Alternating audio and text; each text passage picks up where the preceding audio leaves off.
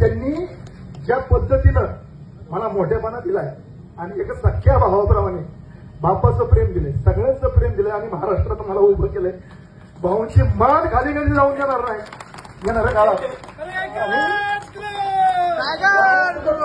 कुणी काही बोलू द्या, मला कोणाचं काय घेणं नाही, पण या माणसाने माझा हात कधी जिंदगी सोडावा नाही एवढीच या ठिकाणी इच्छा व्यक्त करतो. आणि आपला आशीर्वाद प्रेम कायम आहे. तुम्ही मला भाऊ म्हणता, मला मोठेपणा देता, तो तुमच्या मनाचा मोठेपणा आहे.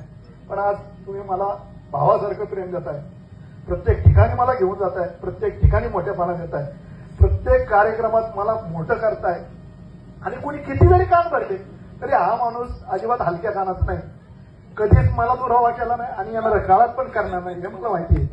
ह्या माझ्या भावानं माझ्यासाठी काय काय केलं. आज मी सर्वसामान्य कुटुंबातला पोरगा आहे. मी म्हणजे माझा बाप ग्रामपंचायत सदस्य नाही, कुठला आमच्या घरात ग्रामपंचायत सदस्य पद नाही, कुठल्या पक्षाचा अधिकारी नाही, पण ह्या माणसामुळे आज माझं लोकसभेला नाव जातं. म्हणजे इतकी ताकद महाराष्ट्रभर नाही तर महाराष्ट्राच्या बाहेर या माणसाने माझ्या पाठीमागे उभी केली आणि नेहमी मला ताकद देत. अशा माणसाला मी मनापासून धन्यवाद व्यक्त करतो. आपण सर्वजण या ठिकाणी माझ्या या कार्यक्रमाप्रसंगी उपस्थित झाले. नजर चुकीनं कोणाचा या ठिकाणी नामोल्लेख राहिला असेल, मान सन्मान राहिला असेल तर दिलगिरी व्यक्त करतो.